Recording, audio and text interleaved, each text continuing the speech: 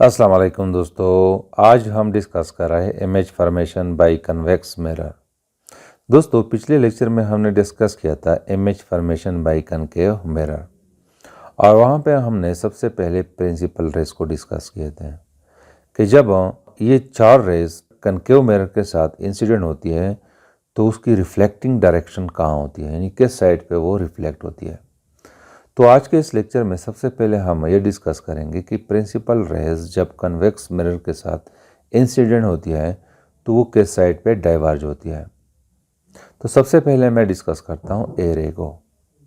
ये जो आपको नज़र आ रहा है ये एक कन्वेक्स मिरर है और ये इसका प्रिंसिपल एक्सिस है। दोस्तों, हमें पता है कि कन्वेक्स मिरर में जो प्रिंसिपल फोकस या सेंटर ऑफ कर्वेचर होते हैं ये वर्चुअल होते हैं, यानी उसके बैक साइड पे होते हैं, क्योंकि कन्वेक्स मिरर में तमाम इंसिडेंट रेज डाइवर्ज होते हैं और हमें ऐसा लगता है कि वो बैक साइड पे एक दूसरे के साथ मिल रहे हैं।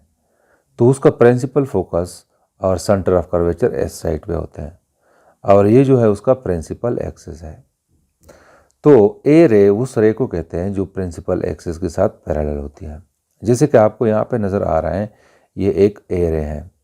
ये जब इस कन्वेक्स मिरर के साथ इंसिडेंट होती है तो वो इस साइड पे डाइवर्ज होती है और हमें ऐसा लग रहा होता है कि ये रे प्रिंसिपल फोकस से ही आती है, यानी यहाँ से होते हुए इस साइड पे ट्रेवल कर रही होती है। तो इस रे को हम ए रे कहते हैं और ये जो आपको नज़र आ रही है ये एफ रे है।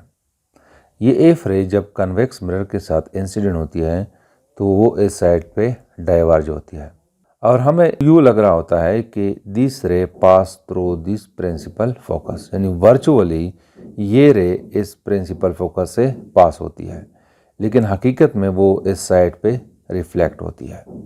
तो इस रे को हम एफ रे कहते हैं, यानी फोकल रे, वो रे जो प्रिंसिपल फोकस से पास होती है, लेकिन यहाँ पे इस केस में वर्चुअली इस पॉइंट से पास होती है, यानी कि प्रिंसिपल फोकस से पास होती है। रियल में वो इस साइड पे रिफ्लेक्ट होती है। तो इस इंसिडेंट रे को हम एफ रे कहते हैं। पी रे उस रे को कहते हैं जो पोल के साथ इंसिडेंट होती है और हमें पता है कि जिस एंगल के साथ ये रे इंसिडेंट होती है उसी एंगल के साथ ये डाइवर्ज होगी इसी साइड पे और वर्चुअली इस रे की डायरेक्शन जो है वो ये है। तो इस रे को हम पी रे कहते हैं। सी रे उस रे को कहते हैं जो सेंटर ऑफ कर्वेचर से पास होती है।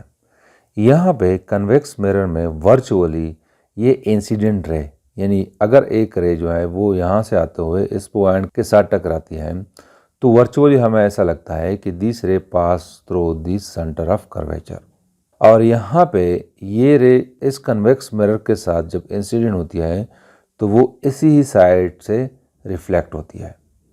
तो वर्चुअली हमें ऐसा लगता है कि ये रिफ्लेक्टिंग रे जो है वो इस सेंटर ऑफ कर्वेचर से होके यहाँ पे मूव करती है। तो इस रे को हम सी रे कहते हैं। तो दोस्तों, कन्वेक्स मिरर के थ्रू जो इमेज बनता है वो इन चार रेज में से हम किसी दो रे का इस्तेमाल करके उसकी लोकेशन को फाइंड आउट कर सकते हैं। दोस्तों, पिछले लेक्चर में जब हम कनकेव मिरर के थ्रू इमेज को डिस्कस कर रहे थे तो वहाँ पे हमने डिफरेंट केसेस को डिस्कस किए थे, यानी कि वहाँ पे हमने ये कहा था कि अगर हम ऑब्जेक्ट को सेंटर ऑफ कर्वेचर से बियॉन्ड रखें या सेंटर ऑफ कर्वेचर की पोजीशन पे रखें या अगर हम ऑब्जेक्ट को बिटवीन दी फोकल पॉइंट और सेंटर ऑफ कर्वेचर के थ्रू रखें या फोकल पॉइंट पे रखें या बिटवीन दी पोल और एफ के दरमियान रखें, तो इमेज जो है वो कैसे बनता है यह हमने डिस्कस किया था और उसकी नेचर क्या है, उसकी लोकेशन क्या है। आज के लेक्चर में हम दो केसेस कंसीडर करेंगे। एक केस ये कि ऑब्जेक्ट को हम किसी भी पॉइंट पे रख सकते हैं, दूसरा ये कि अगर ऑब्जेक्ट को हम इन्फिनिटी पे रखें तो फिर इन दोनों केसेस में इमेज कहाँ पे बनता है, उसकी नेचर और उसकी साइज क्या होती है। तो सबसे पहला केस ये है कि when the object is placed at any point, किसी भी पॉइंट पे अगर हम ऑब्जेक्ट को रखें तो उसकी इमेज कहाँ पे बनता है। तो जैसे कि आपको यहाँ पे नज़र आ रहा है ये एक ऑब्जेक्ट है, हमने किसी एक पॉइंट पे इसको रखा हुआ है और ये रे जो है ए रे है वो यहाँ पे इस कन्वेक्स मिरर के साथ इंसिडेंट होती है। इंसिडेंट होने के बाद ये रे इस साइड डाइवर्ज होती है। सिमिलरली ये पी रे है, ये इस पोल के साथ इंसिडेंट होती है और इस साइड पे डाइवर्ज होती है। दोनों रेज आपस में नहीं मिलते क्योंकि कन्वेक्स मिरर्स के साथ जितनी भी रेज इंसिडेंट होती है वो डाइवर्ज होती है।